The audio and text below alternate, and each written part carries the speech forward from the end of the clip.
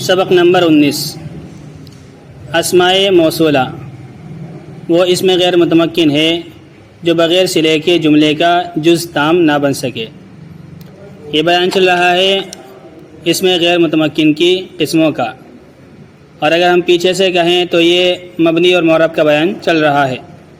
وہاں یہ بات آئی تھی کہ مبنی الاصل جو ہے، جو تین چیزیں ہیں، فعل ماضی، امر حاضر معروف اور تمام حروف، تو یہ تو مبنی الاصل ہے۔ پھر جو چیزیں ان مبنی الاصل کے مشابہ ہوتی ہیں وہ بھی مبنی ہوتی ہیں، اور جو ان مبنی الاصل کے مشابہ ہوتی ہیں ان کو اسم غیر متمکن کہا جاتا ہے یا اسماء غیر متمکن کہا جاتا ہے۔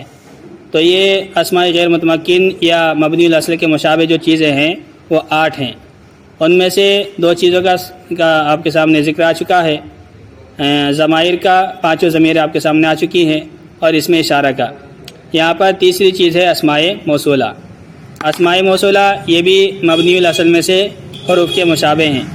جس طرح سے حروف اپنے معنی بتانے میں اسم کے محتاج ہوتے ہیں، یہ اسی طرح سے یہ اسماء موصولہ بھی اپنا معنی بتانے کے لیے اور معنی مکمل کرنے کے لیے صلہ کا محتاج ہوتے ہیں۔ جب تک کہ ان کے بعد جملہ نہ آ جائے تو تب تک ان سے کوئی بات سمجھ میں نہیں آتی ہے۔ تو یہ جملے کا جز تام تبھی بنتے ہیں جب ان کے ساتھ میں صلہ یعنی اگلا جملہ آتا ہے۔ تو اس لیے ان کو، چونکہ یہ حرف کے مشابہ ہیں تو اسی وجہ سے مبنی الاصل ہیں، مبنی الاصل کے مشابہ ہیں، اس لیے یہ بھی مبنی ہے۔ اسماء موصولہ وہ اس میں غیر متمکن، اس میں غیر متمکن سمجھ میں آیا، یعنی مبنی الاصل کے مشابہ۔ تو اسماء موصولہ وہ اس میں غیر متمکن ہے جو بغیر صلے کے جملے کا جز تام نہ بن سکے، یعنی مکمل جز نہ بن سکے۔ یعنی جملے کے اندر 2 جز ہوتے ہیں کم از کم، ایک مبتدا ایک خبر۔ تو یہ اسماء موصولہ آتے ہیں، لیکن یہ چاہے کتنے بھی لمبے ہوں اس کے باوجود بھی یہ جملے کا مکمل جز نہیں بنتے ہیں۔ یعنی نہ تو یہ مبتدا بنتے ہیں، نہ ہی خبر بنتے ہیں، نہ فاعل بنتے ہیں، نہ فعل بنتے ہیں، کچھ بھی، یعنی یہ مکمل جز نہیں بنتے ہیں، نہ مفعول بنتے ہیں، بلکہ ان کے ساتھ میں ایک مکمل جملہ لانا پڑتا ہے، اس جملے کے بعد ہی یہ مبتدا یا خبر یا فاعل مفعول بن سکتے ہیں۔ اسے کہتے ہیں کہ اس میں اسماء موصولہ وہ اس میں غیر متمکن ہے جو بغیر صلے کے جملے کا جز تام نہ بن سکے۔ تو جز سمجھ میں آ گیا کہ مبتدا الگ جز ہوتا ہے، خبر الگ جز ہوتی ہے۔ تو یہ جو اسماء موصولہ ہیں یہ نہ تو مبتدا بن سکتے ہیں اکیلے، نہ ہی خبر بن سکتے ہیں، نہ فاعل بن سکتے ہیں، نہ مفعول بن سکتے ہیں، جملے کا جز مکمل نہیں بن سکتے ہیں، بلکہ ان کے ساتھ میں صلہ ملے گا، ایک جملہ آئے گا، اس کے ساتھ مل کر کے یہ جملے کا جز تام بنتے ہیں۔ ابھی کہا کہ جو بغیر صلے کے جملے کا جز تام نہ ہو سکے۔ صلہ کیا چیز ہے؟ صلہ کہتے ہیں، صلہ وہ جملہ خبریہ یا شبہ جملہ ہے۔ صلہ وہ جملہ خبریہ یا شبہ جملہ ہے جو اس میں موصول کے بعد اس کے پورے معنی کرنے کے لیے لایا جائے، اس کے معنی پورا کرنے کے لیے لایا جائے۔ تو صلہ کہتے ہیں ایسا جملہ یا شبہ جملہ۔ جملہ تو آپ جانتے ہیں کہ چاہے مبتدا خبر ہو یا فعل فاعل ہو، تو یہ تو جملہ خبریہ ہوا۔ یہ اسی طرح شبہ جملہ، یعنی اگر اس میں فاعل آ جائے یا اس میں مفعول آ جائے تو یہ بھی جملے کے مشابہ ہوتے ہیں، کیونکہ اس میں فاعل کے اندر فاعل ہوتا ہے، اس میں مفعول کے اندر نائب فاعل ہوتا ہے، تو یہ بھی گویا کے فعل کے مشابہ ہونے کی وجہ سے جملے کے مشابہ ہوتے ہیں۔ اس میں فاعل اور اس میں مفعول یہ جملے کے مشابہ ہوتے ہیں، مکمل جملے، بلکہ مکمل جملے کی طرح ہی ہوتے ہیں، لیکن ان کو شبہ جملہ کہہ دیا جاتا ہے۔ تو صلہ یا تو مکمل جملہ خبریہ ہوگا یا شبہ جملہ ہوگا، اور یہ اس میں موصول کے بعد آتے ہیں، اور یہ ان کا مقصد ہوتا ہے تاکہ اس کے اندر جو ابہام ہے اس میں موصول کے اندر، اس کو پورا کرنے کے لیے اور معنی مکمل کرنے کے لیے آتے ہیں۔ صلہ وہ جملہ خبریہ یا شبہ جملہ ہے جو اس میں موصول کے بعد اس کے معنی پورا کرنے کے لیے لایا جائے۔ پہلا آیا تھا کہ یہ جملے کا جز تام نہیں ہوتا ہے، ناقص ہوتا ہے، تو اس ناقص کے نقص کو مکمل کرنے کے لیے، نقص کو ختم کرنے کے لیے یہ دوسرا جملہ یا شبہ جملہ لایا جاتا ہے۔ صلے میں اس میں موصول کی طرف لوٹنے والی ایک ضمیر کا ہونا ضروری ہے۔ جو اگلا جملہ آئے گا، جو جس کو صلہ کہا جا رہا ہے، جو یہ صلہ کے بعد آتا ہے جڑنا اور مل جانا. صلہ رحمی بھی اسی سے بنا ہے، یعنی کسی کے ساتھ اپنے آپ کو جوڑنا اور ایسے کام کرنا کہ تعلق جڑے رہیں. تو یہ جو صلہ ہے یہ پہلے جملے کے ساتھ ملا رہتا ہے، لیکن یہ ملے گا تبھی جب اس جملے کے اندر کوئی ایسی ضمیر ہو جو پیچھے اسم موصول کی طرف لوٹنے والی ہو.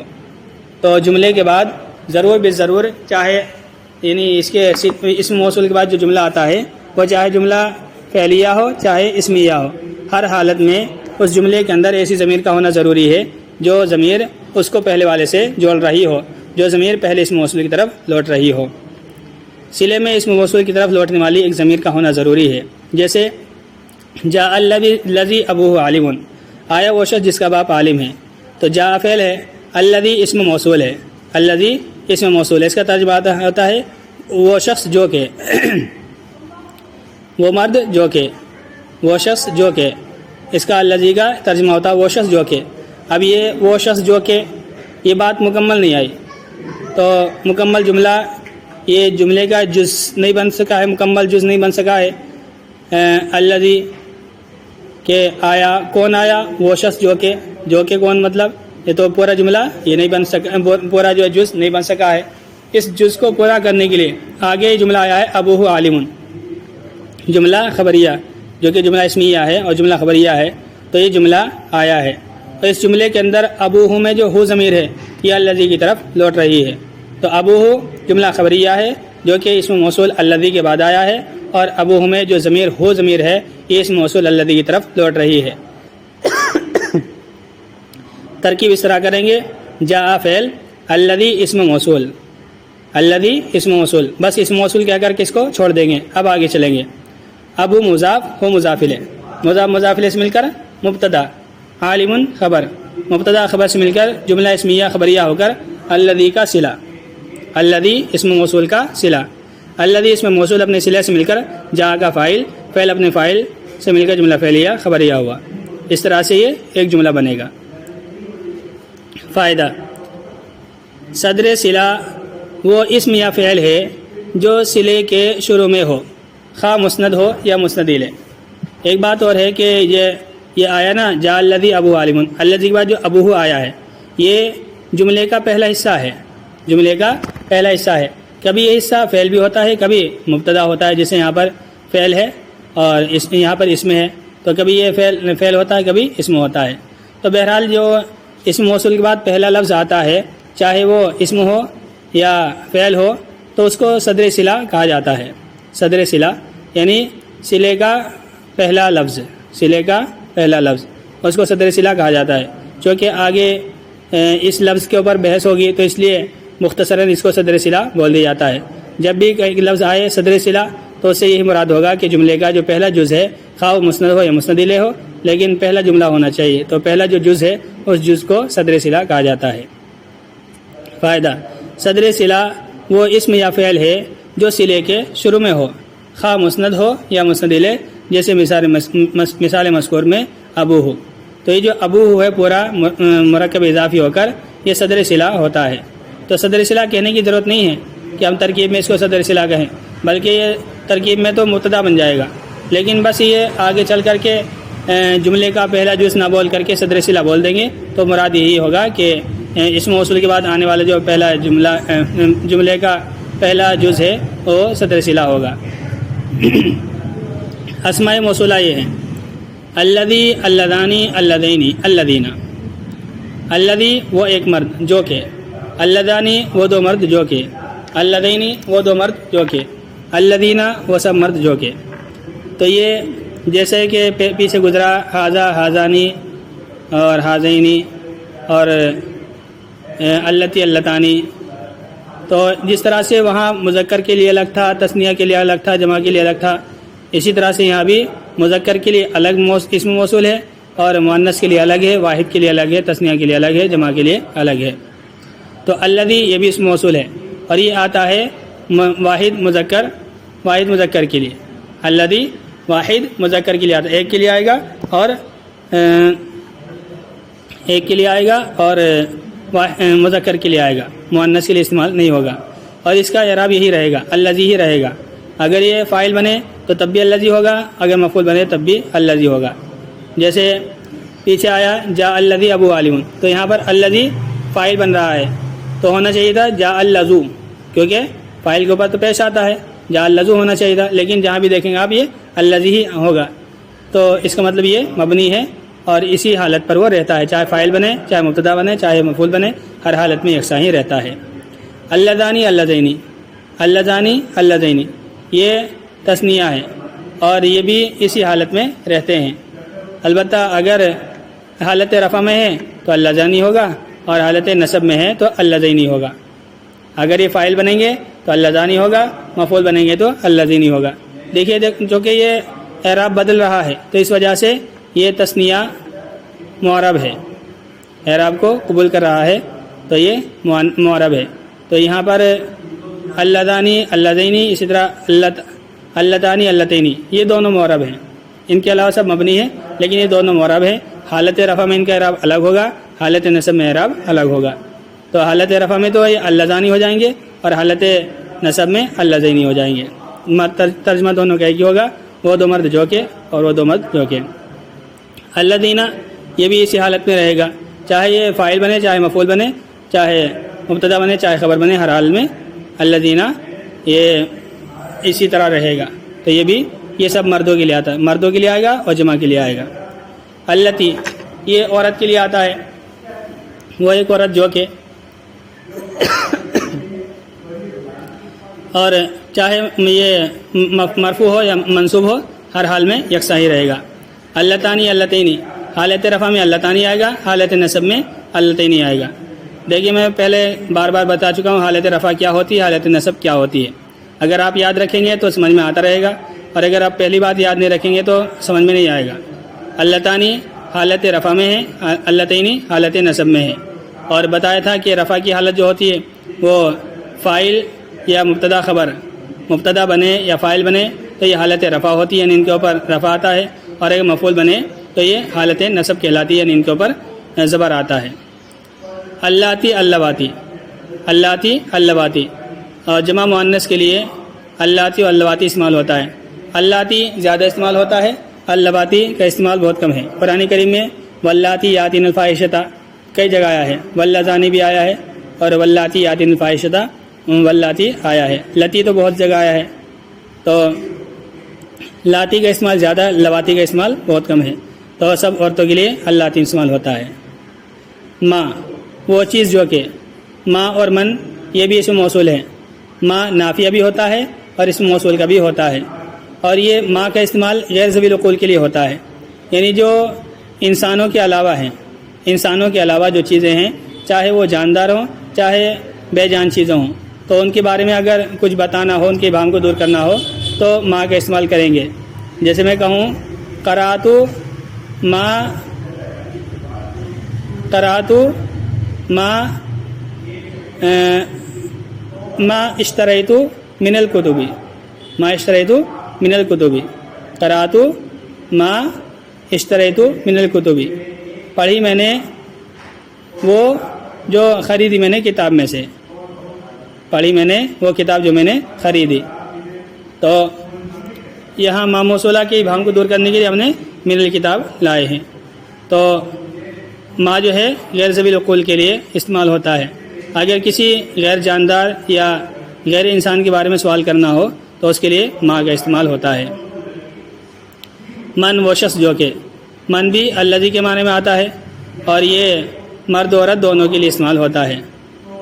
من ذا الذی یقرض اللہ قرضا حسنا، کون ہے جو نہیں،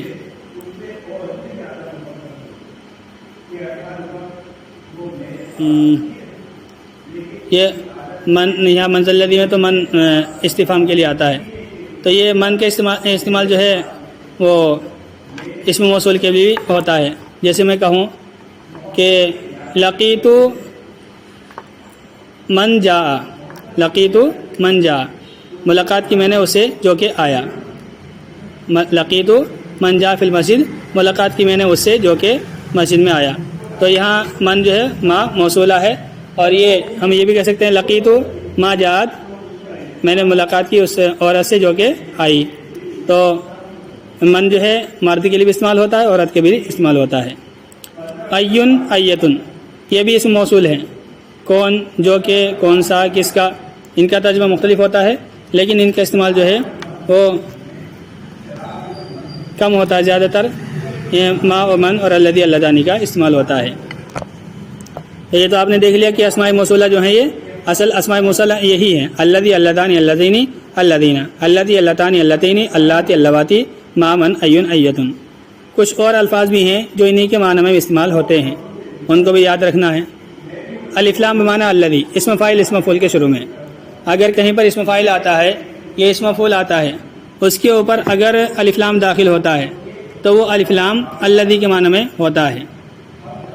اگر اسم فاعل یا اسم مفعول پر الف لام داخل ہوتا ہے تو وہ الذی کے معنی میں ہوتا ہے، تو وہاں بھی اسم موصول اور صلہ کا استعمال ہوگا۔ جیسے جاء الضارب، جاء الضارب، تو یہاں جاء فعل، الضارب یہ اسم فاعل آ رہا ہے ضارب، اس کے اوپر الف لام داخل ہو گیا، تو اس کی ترکیب اس طرح ہوگی جاء فعل اور الف لام بمعنی الذی اسم موصول، ضارب فاعل، اس میں ضمیر وہ اس کا اسم فاعل، اس میں ضمیر اس کا فاعل، فعل اور اسم فاعل اپنے فاعل سے مل کر صلہ ہوا الف لام بمعنی الذی کا، صلہ موصول سے مل کر فاعل۔ تو یہاں جو الضارب الف لام ہے یہ اسم فاعل الذی کے معنی میں ہوتا ہے۔ الف لام بمعنی الذی اسم فاعل اور اسم مفعول کے شروع میں، جیسے الضارب المضروب، یہ الذی ضارب الذی مضروب کے معنی میں ہے۔ تو اسی طرح قبیلہ بنو تے کی لغت میں ذو بمعنی الذی، قبیلہ بنو تے کی لغت میں ذو بمعنی الذی، تو قبیلہ بنو تے یہ ایک خاص قبیلہ ہے عرب کا، ان کے یہاں ذو بھی الذی کے معنی میں آتا ہے، جیسے جازو ضربہ کا آیا وہ شخص جس نے تجھ کو مارا، تو ذو کے معنی الذی کے ہیں، تو اس کی ترکیب بھی اسی طرح ہوگی جا فعل، ذو اسم موصول، ضربہ فعل، اس میں ضمیر ہوا فاعل کا مفعول، فعل فاعل مفعول سے مل کر صلہ، صلہ موصول سے مل کر فاعل، آیا وہ شخص جس نے تجھ کو مارا، یہ اصل ہے، یہ جا الذی ضربہ کا معنی میں ہے۔ ہاں ایک دم ستانک بند ہو گیا بات، کیا ہو؟ ایون اور ایتن مضاف ہوں، ایون ایتن کا استعمال بتا رہے ہیں کہ ایون ایتن کا استعمال ہوگا، معرب ہوتا ہے یا مبنی ہوتا ہے، ان کے دو طریقے، کبھی معرب ہوتا ہے کبھی مبنی ہوتا ہے۔ ایون ایتن مضاف ہوں اور صدر صلہ مبتدا ضمیر محذوف منوی ہو، ضمیر محذوف معنوی ہو تو اس مفعول مبنی بر ضمہ ہوتا ہے۔ یہ کہہ رہے ہیں کہ ایون کب مبنی ہوگا، تو ایون مبنی تب ہوگا جب کہ یہ مضاف ہو، یہ مضاف ہو، اور ان کے بعد جو جملہ آنے والا ہے ایون کے بعد، ایون ہمیشہ مضاف ہوتا ہے، یا ایھا الذین، یا ایھا النفس المطمئنہ، تو یہ ایو کے بعد ہمیشہ کوئی ضمیر آتی ہے، وہ ضمیر اسی ایون سے متعلق ہوگی، لیکن وہ صدر صلہ نہیں کہلائے گی۔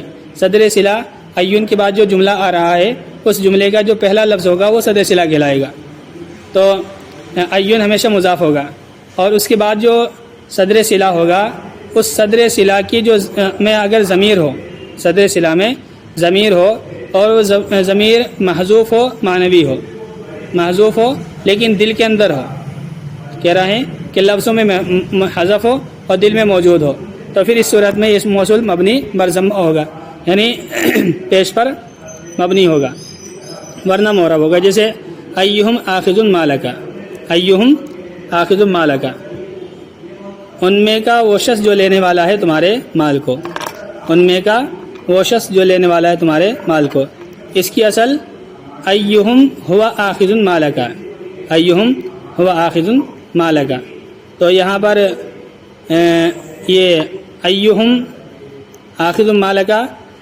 یہاں پر ایون پر پیش آیا ہے اور یہ مبنی ہے، اگر ہم اس سے پہلے جا لے آئیں، جا ایہم آخذ مالک، آیا وہ شخص جو لینے والا ہے تمہارے مال کو، تو یہاں پر ایون آ گیا، لیکن ہم اس سے پہلے رأیت لگا دیں، رأیت ایہم آخذ مالک، دیکھا میں نے ان میں کے شخص کو جو تمہارے مال کو لینے والا ہے، تو چونکہ یہاں پر ہوا محذوف ہے، ہوا محذوف ہے جو صدر صلہ ہے، جملے کا پہلا حصہ ہے تو محذوف ہے، اس وجہ سے ایون مبنی ہے، اور رأیت کا مفعول ہونے کے باوجود اس کو ایہم ہی پڑھا جائے گا، اگر ہم اس سے پہلے رائتو لگا دیں اور ایہم آخذ مالکہ کو رائتو کا مفعول بنائیں تو مفعول کا تقاضا تو یہ تھا کہ ایہم ہونا چاہیے تھا، لیکن یہ ایہم نہیں پڑھا جائے گا بلکہ ایہم پڑھا جائے گا، کیونکہ اس میں ہوا جو ضمیر ہے جو اس کا صدر صلہ ہے وہ محذوف ہے۔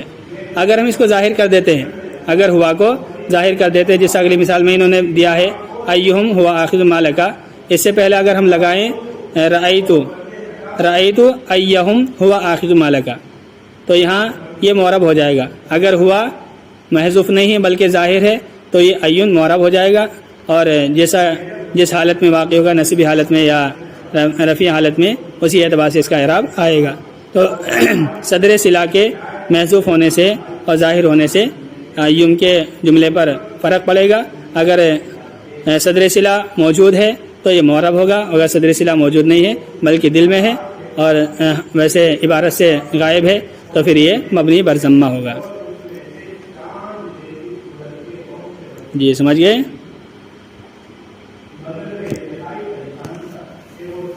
جی